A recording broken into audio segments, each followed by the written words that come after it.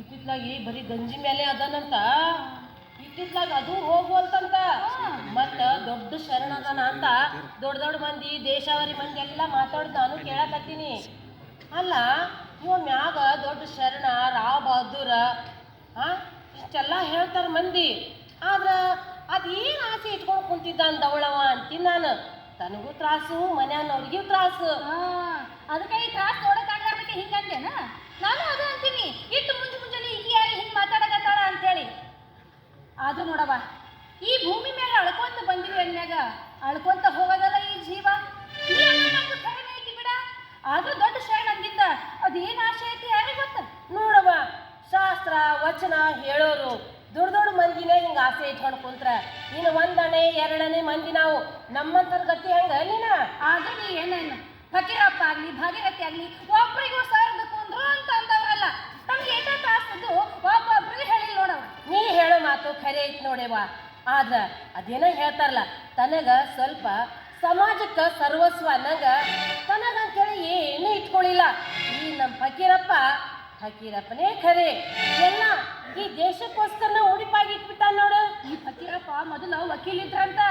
ಧಾರವಾಡದಾಗ ಬೆಳಗಾವದಾಗ ವಕೀಲ್ಗೆ ಮುಂದುವರ್ಸ್ಕೊಂಡು ಹೋಗಿದ್ರೆ ದಿಲ್ಲಿ ದೊಡ್ಡ ಕೋರ್ಟ್ನಾಗ ಜಡ್ಜ್ ಸಾಹೇಬ್ ಹಾಕಿದ್ರಂತ. ಆದ್ರೆ ಏನ್ ಮಾಡ್ತಿ, ಈ ವಚನ ಪಚನ ಅನ್ಕೊಂತ ಈ ಬಿಜಾಪುರಕ್ಕೆ ಬಂದ್ರಂತ.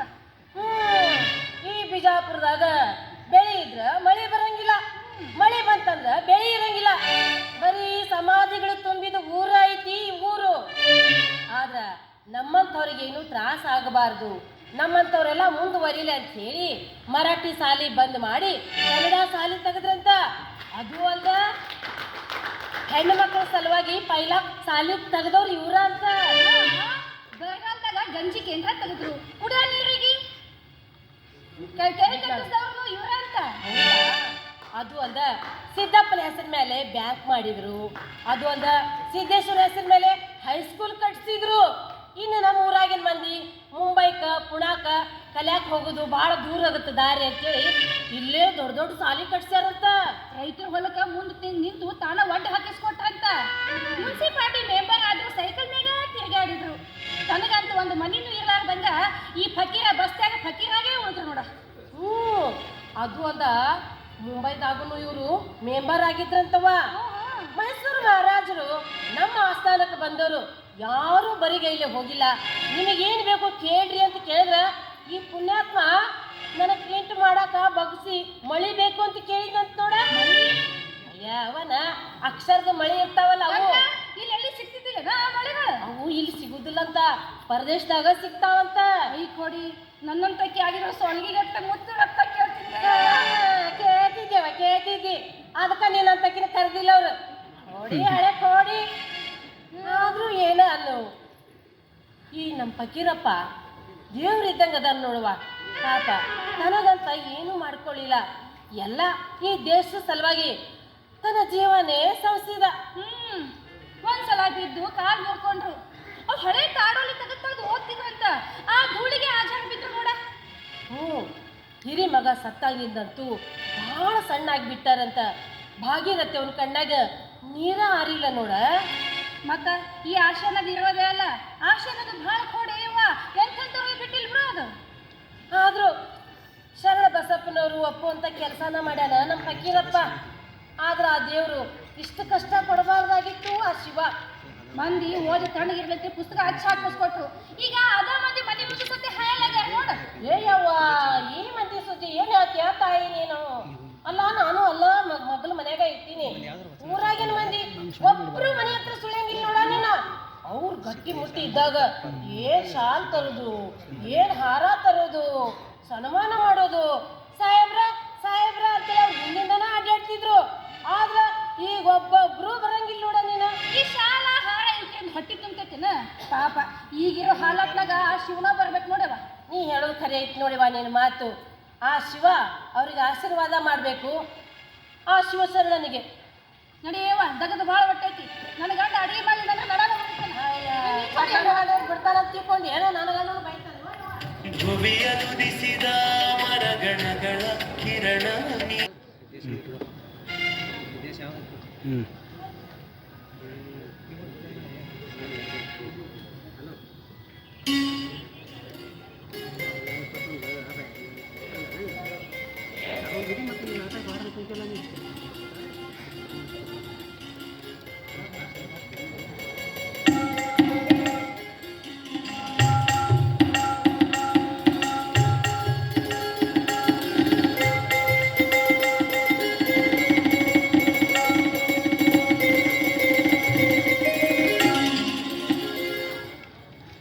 ಏನು ಸಾವಂತ್ರಿ ಗೌಡ್ತಿ ಭಾಳ ದಿನ ಮ್ಯಾಗ ಬಂದಿಯಲ್ಲ, ಯಾಕೋ ಮಾರಿ ಉಗಿಸ್ಕೊಂಡು ಕುಂತಿಯಲ್ಲ, ಯಾರು ಹುಡುಗ ಜಗಾಡೆ ಬಂದೇನು ಮತ್ತೆ?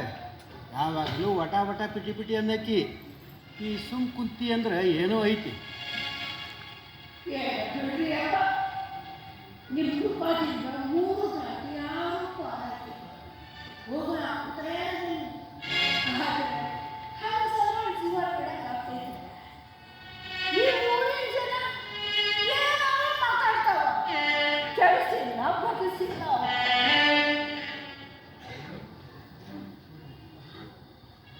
ಏನುವ ಈ ದಿನ ಗೌಡು ಸುದ್ದಿ ಹೇಳ್ತಿದ್ದೆ, ಈಗ ನೀನು ಸೊಸೀದು ಆತು ಮಕ್ಕಳದು ಆತು, ಇನ್ನು ಮ್ಯಾಲೆ ಊರು ಮಂದಿ ಉಸಾಬರಿ ಮಾಡಕತ್ತಿಯಲ್ಲ.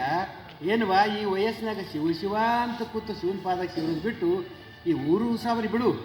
ಇದು ತಗೋಮ್ಮ ಜ್ಞಾನೇಶ್ವರಿಗಂತದ ಓದ್ಕೋ. ಮುಂದಿನ ವಾರ ಇದ್ರ ಮ್ಯಾಗ ಚರ್ಚೆ ಇರ್ತದೆ, ಚರ್ಚೆ ಮಾಡು. ಅದೆಲ್ಲ ಉಸಾಬರಿ ಬಿಡು. ಆ ಕಡೆ ತಂದು ಈ ಕಡೆ ಮಾಡೋದು ಬಿಡವ. ದೇವ್ರ ಪಾದ ಸೇರು ಒಂದಿಟ್ಟು ಭಕ್ತಿ ಮಾಡು. ಹಾಂ ಆಯ್ತು ರೀ ಅಪ್ಪ, ಮುಂದಿನ ವಾರದಾಗ ಇದು ಓದ್ಕೊಂಡು ಕಲ್ಕೊಂಡು ಬರ್ತೀನಿ. ಆದ್ರೆ ನಿಮ್ಗೊಂದು ಜರೂರಿ ಮಾತು ಹೇಳೋದಿತ್ತು. ಹೇಳಮ್ಮ. ಅದೇ ಈ 3 ಜನ ಮಾತಾಡ್ತಾರ ಅನ್ನಲ್ಲ, ಅದು ಏನಂದು ಹೇಳ್ಬಾ. ನೋಡ್ರಿ ಅಪ್ಪ, ಈ ಜನರಿಗೆ ಸಣ್ಣವರು ದೊಡ್ಡವರು ಅನ್ನೋದು ಇಲ್ಲ, ತಮಗೆ ತಿಳಿದಿದ್ದು ಮಾತಾಡ್ತಾವ. ಅದೇ ರೀ, ನಮ್ಮ ಹಳಕಟ್ಟಿ ರಾವ್ ಸಾಹೇಬರು ಭಾಳ ಅಜಾರಿ ಅದಾರ. ತುಸು ಗಂಜಿಲು ಹೋಗ್ಬಾರ್ದಂತ. ಅದಕ್ಕೆ ನೀವು ಹೋಗಿ ಅವ್ರ ಕೊನೆ ಅಪೇಕ್ಷೆ ಏನೈತಿ ಅಂತ ಕೇಳಿ. ಅಪೇಕ್ಷಾ ಏನುವ ಅಪೇಕ್ಷೆ ಅಂದ್ರೆ ಅವರು ಮಹಾಶರಣರು. ಶರಣರಲ್ಲಿ ಮಹಾನ್ ಶರಣರಾಗ್ಯಾರ ಅವರು. ಐಕ್ಯಸ್ಥಳವನ್ನು ಹುಟ್ಟ್ಯಾರ ಅವರು. ಅವರಲ್ಲಿ ಅಂದ್ರೆ ಆಸೆ ಇರ್ತದೆ, ಏನು ಎಲ್ಲ ಆಸೆ ತೊರೆದಂಥ ಮಹಾನ್ ಶರಣರವರು. ಆದ್ರೆ ನೀವು ಹೇಳೋದು ನೋಡಿದ್ರೆ ಇವತ್ತೇ ಆ ಶರಣರಿಗೆ ಭೇಟಿ ಆಗಬೇಕು ಅಂತ ಮನಸ್ಸಾಗ್ಯಾರ. ಆತ್ವ ಇವತ್ತು ಹೋಗಿ ಬರ್ತೀವಿ. ಆಯ್ತು ರೀ ಅಪ್ಪ, ನಾನು ಹೋಗಿ ಬರ್ತೀನಿ. 3 ಜನರ ಬಾಯಿ ಮುಚ್ಚಕ್ಕಾಗಲ್ರಿ ಅಪ್ಪ, ನೀವೊಮ್ಮೆ ಹೋಗಿ ಬರ್ರಿ. ಆಯ್ತು. ಎಲ್ಲ ನಿಮ್ಗೆ ಗೊತ್ತಾ. ಸರಿ ಸರಿ ನಾ ಬರ್ತೀನಿ. ಸರಿ ಸಿದ್ದೇಶ. ಅವ್ರ ವಚನ ಪಿತಾಮಹ ಅವರಿಗೆ ಭಾಳ ಅಜಾರಿ ಆಗ್ಯದಂತೆ. ಹಾಗಾಗಿ ಇವತ್ತು ಅವ್ರಿಗೆ ನಾವು ಹುಡ್ಕೊಂಡೇ ಬರೋಣ. ಈಗ ಮತ್ತೆ ಮುಂದೆ ಸಮಯ ಸಿಗ್ತಿಲ್ಲ ಗೊತ್ತಿಲ್ಲ, ಇವತ್ತು ಹೋಗೋಣ. ನಿನಗೆ ಗೊತ್ತದಿಲ್ಲ, ವಚನ ಭಂಡಾರಿ ಪಿತಾಮಹ 170 ಶರಣರ ಚರಿತ್ರೆ ಬರೆದಂಥ ಓದಿಲ್ಲ ನೀನು? ಹಾಂ, ಆ ಬರೆದಂಥ ಶರಣರು 171ನೇ ಶರಣರು ಯಾರು ಅಂದ್ರೆ ಅವರೇ ಪಿತಾಮಹ. ಅವ್ರಿಗೆ ಗೊತ್ತಾಗಿ ಹೌದ್ರಿ ಅಪ್ಪ, ಅಂಥ ವಚನ ಭಂಡಾರಿ ದರ್ಶನ ನನಗೂ ಆಗ್ತದ ಅಂದ್ರೆ ನನಗೂ ಭಾಳ ಸಂತೋಷ ಆಗ್ಯದ. ನಡೀಪ, ನಡ್ರಿ ಅಪ್ಪ, ಇವತ್ತೇ ಹೋಗಿ ನಡಿ. ಹ್ಞೂ.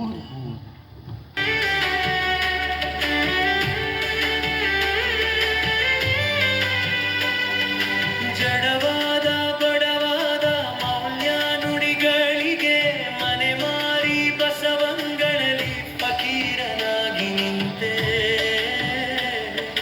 ಹಿತಚಿಂತಕನಾಗಿ ಶರಣರ ಸಾಲಲಿ ಕುಂತೆ. ಓ ಅಕ್ಷರ ಸಂತ ನಿನಗೆ ಅನಂತ.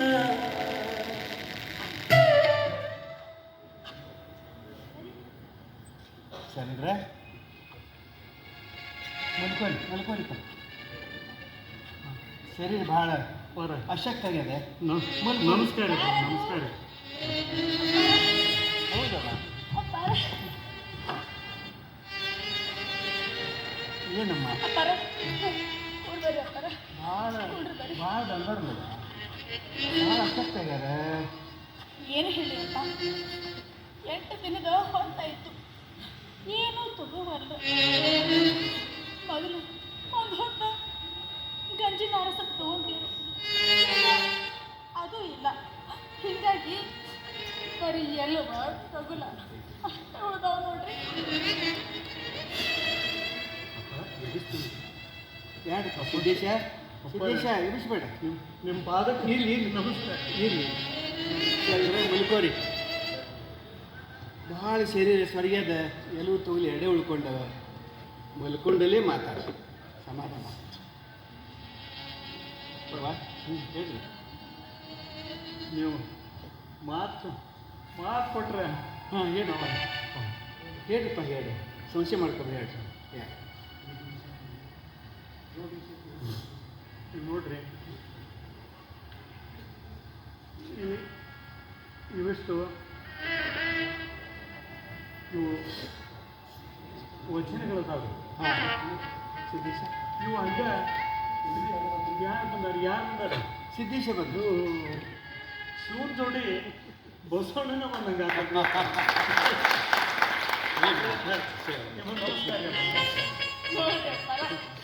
ಇಷ್ಟು ದಿನದಾಗ ಇವತ್ತು ಅಕ್ಕಾರ ಇಂಥ ಶರಣ ದರ್ಶನ ಮಾಡೋದೇ ನಮ್ಮದು ಭಾಗ್ಯವ ತಾಯೇ ಭಾಗ್ಯರತಿ ತಾಯಿ ಇಂಥವ್ರು ಸಿಗ್ತಾರೇನವ ನಮ್ಮ ಮುಂದಿನ ಯಾವ ನಾಡು ನಮ್ಮ ನಾಡ ಸಿಗ್ತಾರೆ ಸಾಧ್ಯನೇ ಇಲ್ಲ.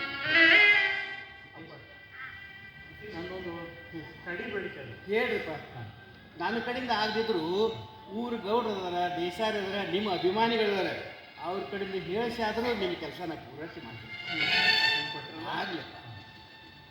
ಏನಿಲ್ರಿ ಇವೊಂದಿಷ್ಟು ವಚನಗಳದಾವ್ರಿಯಪ್ಪ, ಇವನೊಂದಿಷ್ಟು ಪ್ರಿಂಟ್ ಹಾಕಿಬಿಟ್ರೆ ನಾನು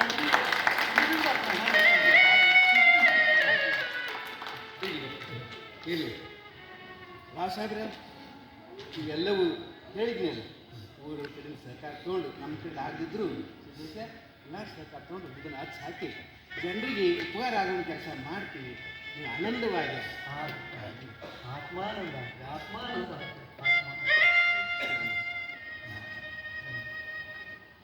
ಒಂದಿಷ್ಟು ತಾಯಿ ಇಲ್ಲಿ ತನಕ ಏನು ತೊಗೊಂಡಿರ್ತಾರೆ ಒಂದಿಷ್ಟು ಬೆಂಜಿನ ಮಾಡಿಟ್ಟಿದ್ರಪ್ಪ ಈಗ ತೊಗೊಂಬರವ ತೊಗೊಂಬರ.